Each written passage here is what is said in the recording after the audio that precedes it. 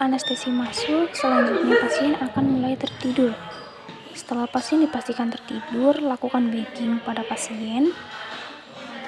Kemudian masukkan laryngoskop dengan teknik triple maneuver.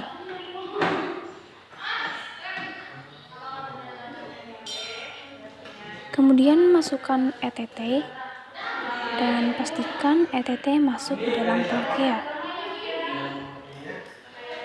Kemudian tarik introducer, lalu kunci dengan spuit 10 cc.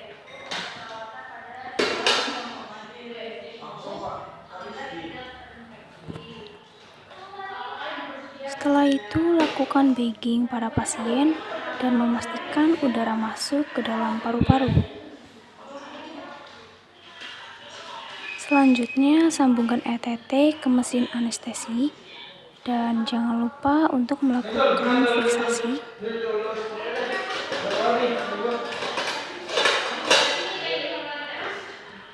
Setelah lakukan fiksasi, kemudian atur N2O serta O2-nya.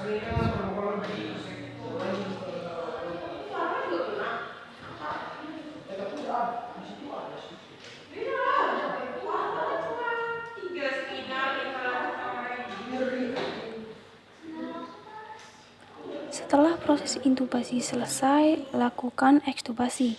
Ekstubasi diawali dengan melepas mesin anestesi, kemudian kempiskan spuit 10 cc, lalu lakukan suction pada selang ETT dan mulut secara bergantian.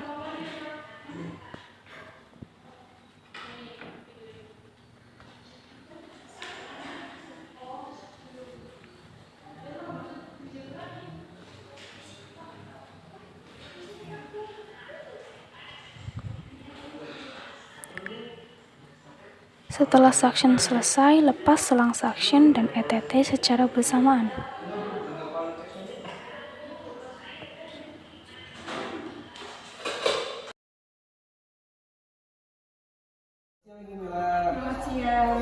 Sebelumnya perkenalkan, saya Penata Torik yang menjaga di sisi yang kali ini, Ibu. Baik Ibu, apakah benar dengan Ibu Mila? Benar, Pak. Baik. Yang menjalani operasi abdomen di pagi hari ini, Ibu? Iya.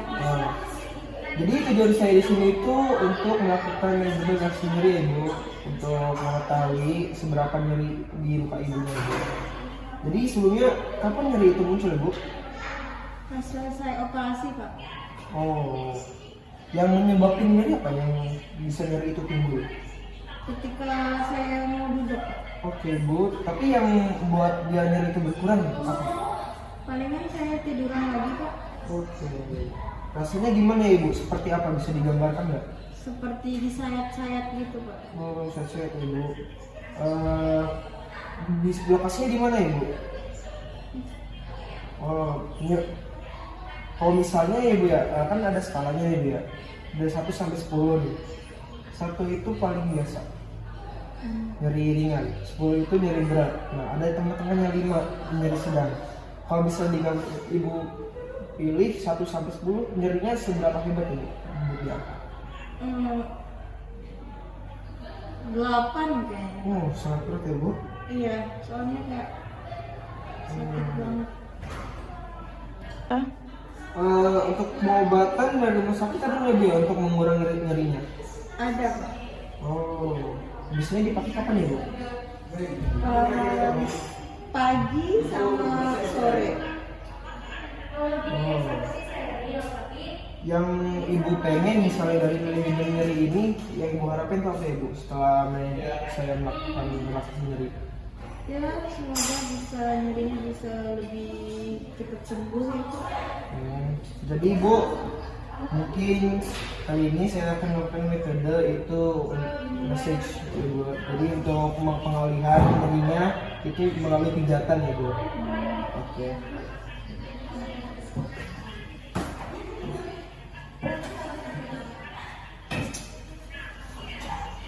Sebenarnya bisa tangan Ibu?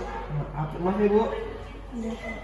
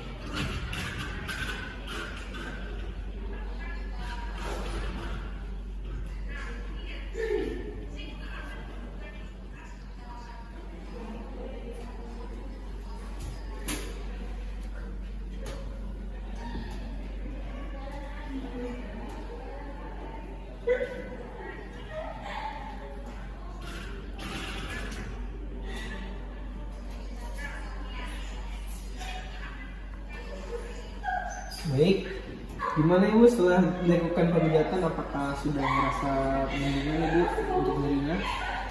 Ya lumayan Kak. Oh, oke baik. Saya mungkin situasinya Ibu ya, misalnya Ibu membutuhkan apa-apa bisa mencet tombol di belakang atau mengambil peralatan lain Ibu. Iya. Baik, Bu, terima kasih Bu. Selamat siang. Assalamualaikum warahmatullahi wabarakatuh. Perkenalkan, nama saya Muhammad Hanif Ijaz. Di sini saya akan menjelaskan mengenai resusitasi cairan. Nah, resusitasi cairan itu adalah tindakan pemberian cairan untuk mengatasi shock dan menggantikan volume cairan yang hilang akibat pendarahan atau dehidrasi. Nah, jika mendapatkan kasus kecelakaan, ada tanda-tanda pendarahannya, kita harus melakukan inisial awal manajemennya dulu. Harus tentukan airway. Apakah ada obstruksi pada jalur pernapasan atas. Untuk breathingnya itu kita pakai 3L, look, listen, and feel. Lihat dulu pengembangan dada pasien, apakah pada saat aspirasi mengembang atau tidak. Terus lihat dadanya, pada dada kanan ataupun dada kiri, apakah simetris atau tidak. Kita nilai juga refraksinya pada dadanya. Nah, nilai pernapasan rate pasien itu 48 kali per menit. Melakukan auskultasi pernapasan untuk menilai apakah ada tanda-tanda suara tambahan di trakea, di bronsifikular ataupun di vesikulernya. Lalu untuk sirkulasinya kita cek dulu tekanan darahnya. Nadi 170 kali per menit, terus mulai menurun dan sudah ada akral dingin. Dan nilai juga CRT-nya lebih dari 2 detik. Lalu jenis shock. Jenis shock itu pemeriksaan sirkulasinya, dan yang tadi saya bahas sebelumnya itu adalah yang tadi saya sampaikan adalah tanda-tanda dari shock. Lalu lihat lagi kausanya apa pendarahannya atau kausanya apa pendarahan atau dehidrasi. Kalau dehidrasi, pasien biasanya mengidap penyakit DBD, mual muntah, diare, dan yang lainnya. Dan kalau misalkan pendarahan itu biasanya terjadi akibat trauma dan biasanya ada pasien kecelakaan. Berdasarkan kasusnya, pasien terjadi kecelakaan. Berarti ini adalah shock et causa pendarahan atau hemorogen. Menentukan derajatnya dan estimasi kehilangan cairannya dulu. Baik, untuk menentukan derajat pendarahannya, kita perhatikan denyut nadinya lebih dari 170 kali per menit, tekanan darah tak terukur, tekanan nadi sangat turun, frekuensi pernapasan lebih dari 44 kali per menit, dan pasien mengalami koma. Berarti dari derajat pendarahan pasien itu adalah kelas 4. Saya akan menggantikan cairan ke tubuh pasien menggunakan kristaloid ditambah darah. Lalu untuk estimasi pendarahan, kita harus menghitung estimasi blood volume dari pasiennya terlebih dahulu. Untuk laki-laki berat badan dikali 70%, untuk perempuan berat badan dikali 65%. Pasien laki-laki dengan berat badan 50 kg, jadi 50 dikalikan 70 sama dengan 3.500 cc dari volume darah pasien.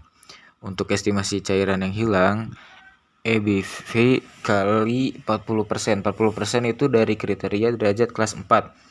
Jadi 3.500 cc dikali 40% sama dengan 1.400 cc. Jenis cairan yang akan diberikan adalah kristaloid. Cairan kristaloid rata-rata 3-5 kali, tapi saya ngambil 4 kali. Jadi 4 dikali 1.400 cc sama dengan 5.600 cc. Dan berikan 10-20 cc per kilogram berat badan, berikan 10-15 menit, dan beri transfusi darah. Selamat siang Bapak, perkenalkan saya Muhammad Hanif, penata yang sedang bertugas pada saat ini. Ini Bapak, jadi pada hari ini Bapak akan dilakukan infus karena kekurangan cairan kan di dalam tubuh Bapak. Apakah Bapak bersedia? Mau izin ya Pak? Ya. Sendirian aja Pak. Ya. Istri kemana? Belum punya. Baik Bapak, mungkin ini agak tidak sakit ya, tapi kan Bapak udah gede pasti kuat. Ya.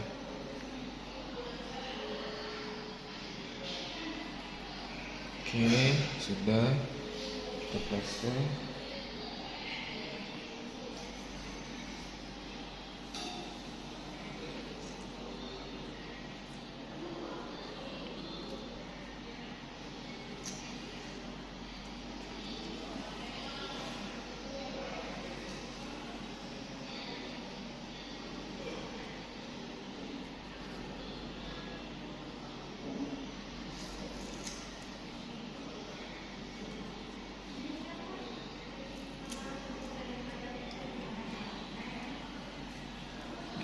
Baik Bapak, telah selesai proses pemasangan infus karena Bapak kekurangan cairan kan kemarin gitu ya. Kalau misalkan ada yang perlu lain, silakan tinggal pencet tombol yang ada di sana ya Pak. Baik Pak. Terima kasih.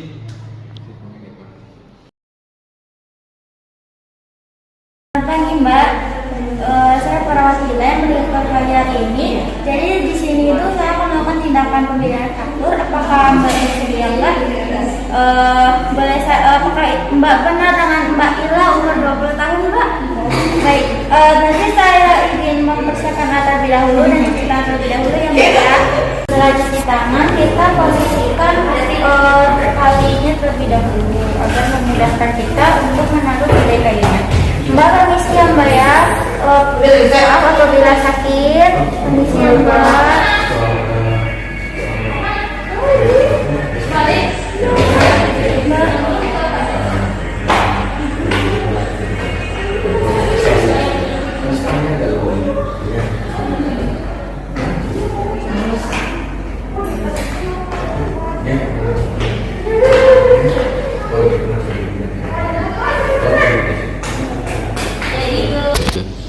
Setelah itu kita posisikan meja kayunya di ampiran di sebelah kiri dan sebelah kanan.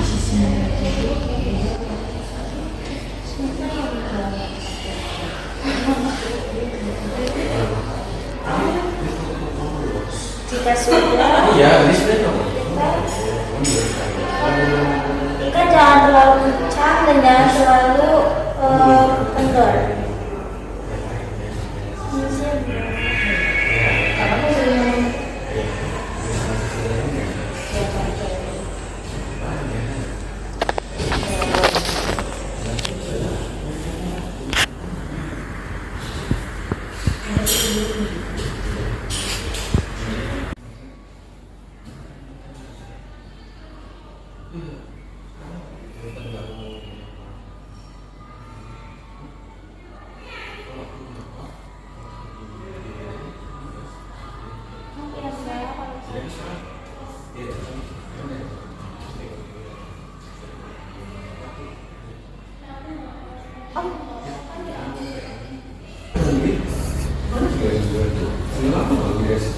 Bagaimana Mbak, ini kebencanaan atau tidak ya? Pas, makan. Oke. Coba minta coba kira atau tidak Mbak? Sedikit, sudah ya. Mbak, karena tindakannya sudah selesai, apabila Mbak butuh sesuatu atau apapun, nanti tinggal hubungi nurse station atau keluarga Mbak bisa pencet tombol yang ada di sebelah kiri Mbak ya Mbak ya. Baik, permisi, terima kasih. Perkenalkan, saya Natasha Putri Ubjan. Saya perwakilan dari kelompok 2 Askan Pembedahan Umum. Saya akan melakukan tindakan pemasangan siram pump. Berikut cara pemasangannya. Kita gunakan spuit ukuran 50 cc dan ekstensi tube untuk mengalirkan ke pasien. Pastikan tidak ada udara di selang. Pastikan alat sudah terisi baterai, terus charger, Kemudian pasang spuit pada syringe pump.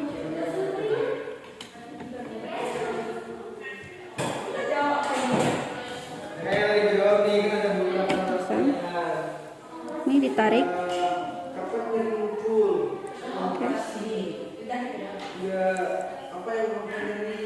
Jika sudah dipasang, kita hidupkan dengan menekan tombol ini selama 3 detik sampai bunyi.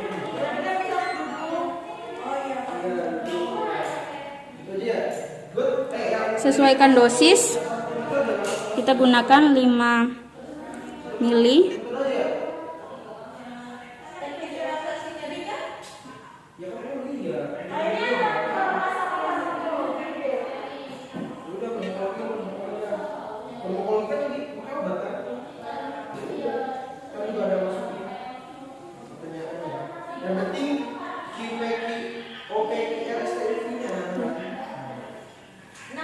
Jika sudah sesuai, tekan tombol start. Berarti dosis obat yang diberikan sudah berjalan 5 mili per jam dengan melihat indikator yang berkedip di sini.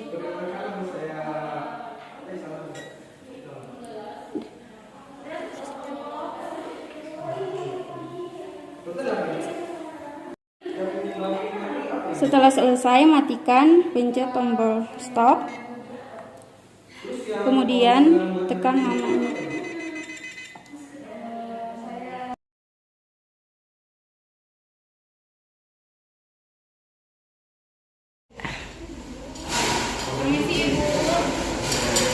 Permisi Ibu, perkenalkan nama saya perawat yang bertugas pada bagian ini. Apakah benar dengan Nyonya B? Oh baik.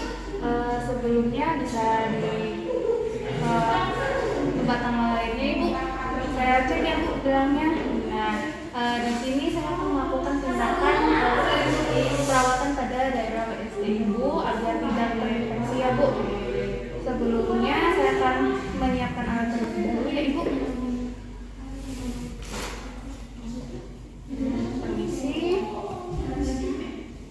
Permisi ya Ibu, saya buka.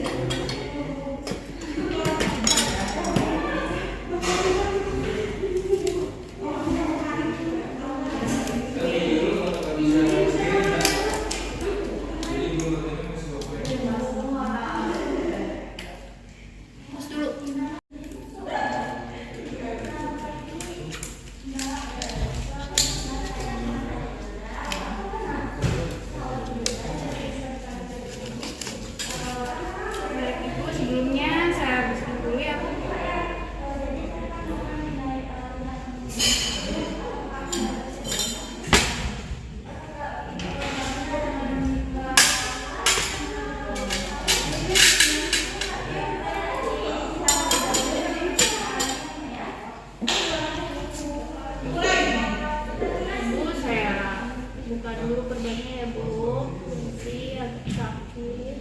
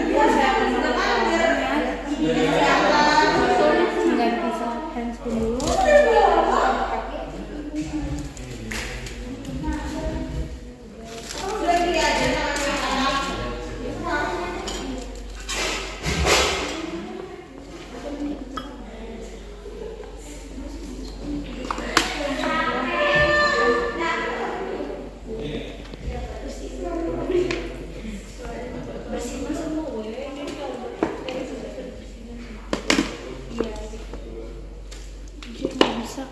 Kalau seminggu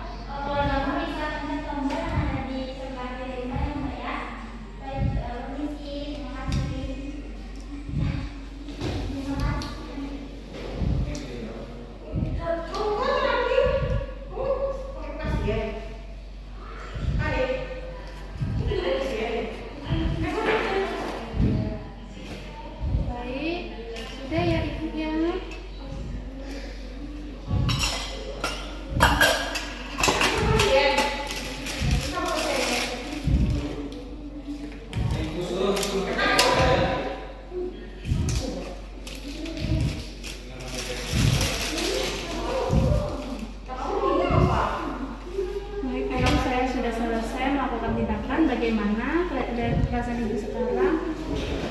Sudah baik kan ya ibu ya? Kalau begitu nanti jam 12 siang saya akan mengantarkan makanan Apakah jika ibu memerlukan bantuan kami ibu atau keluarganya bisa datang ke ruang perawat. Kalau begitu saya permisi. Assalamualaikum warahmatullahi wabarakatuh.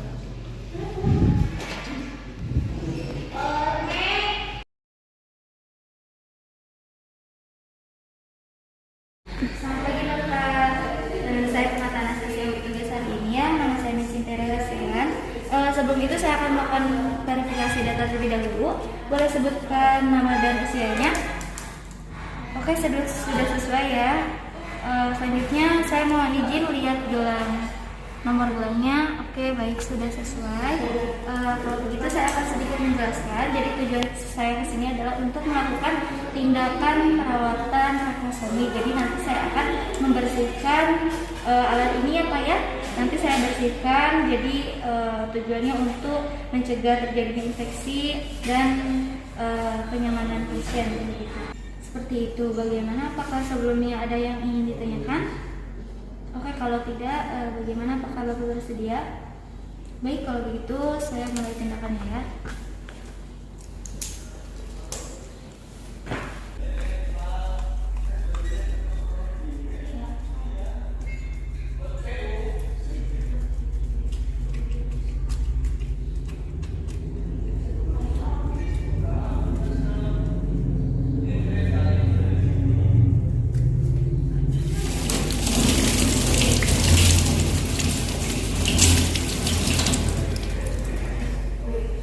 Pertama-tama kita menggunakan sarung tangan bersih terlebih dahulu.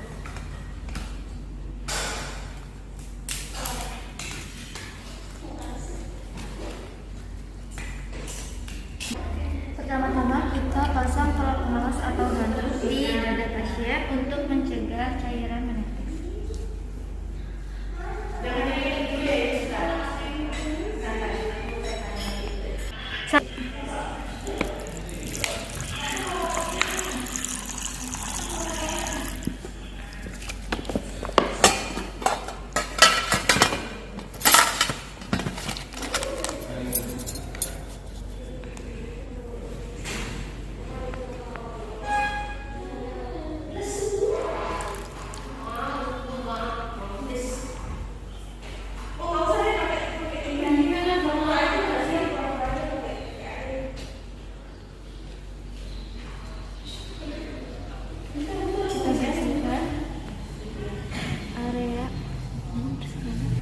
Kita bersihkan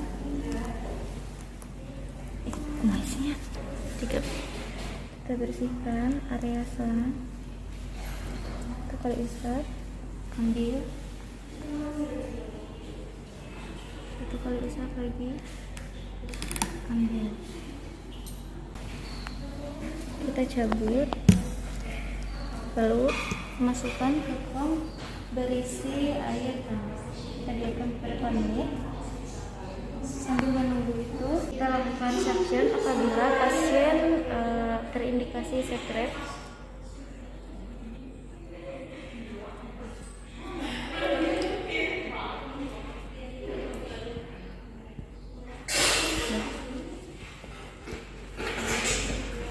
Tiga. Maaf ya Bapak.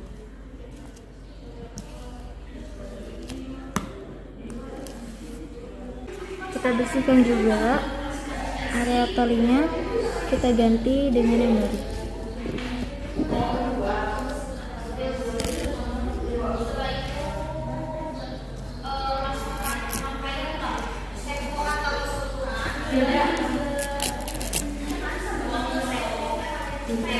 Lalu kita pasang kembali dengan yang baru. Maaf ya Bapak.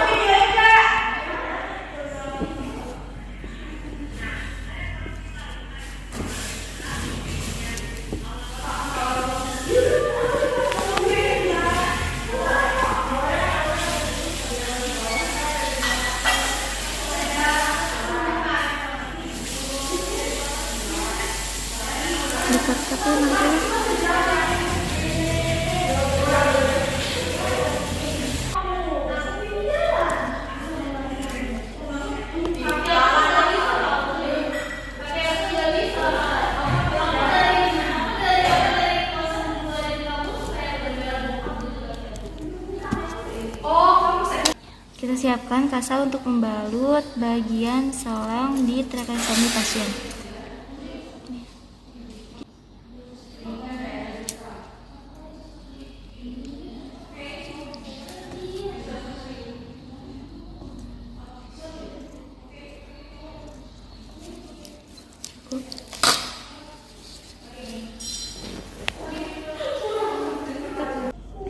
Maaf ya Bapak, saya pasang dulu.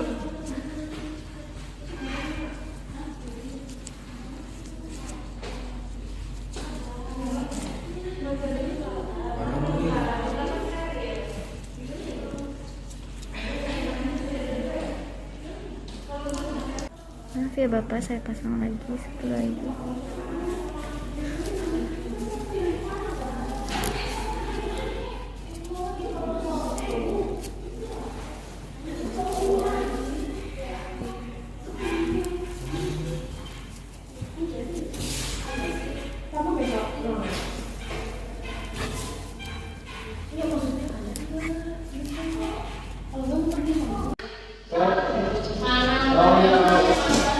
Bagaimana Bapak? Apakah anak sudah lega sekarang? Atau masih ada rasa tidak nyaman di area leher? Baik, kalau misalkan sudah nyaman, karena tindakan saya sudah selesai, saya mohon pamit ya Bapak.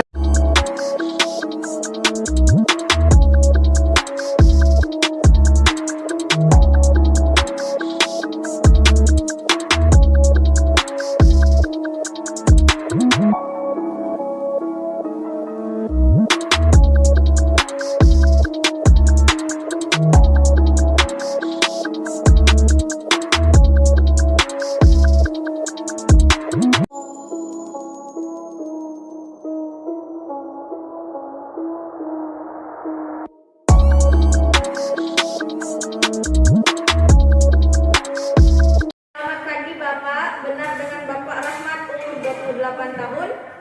Baik Bapak, tujuan saya di sini adalah untuk membersihkan luka pada kaki Bapak dan memberikannya obat dan menutup dengan cara teknik steril ya Bapak.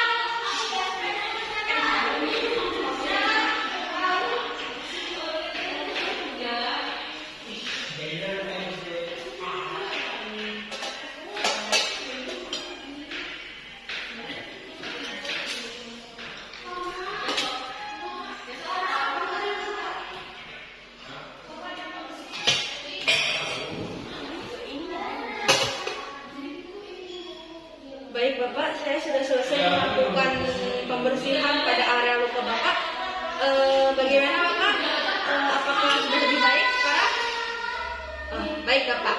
Buat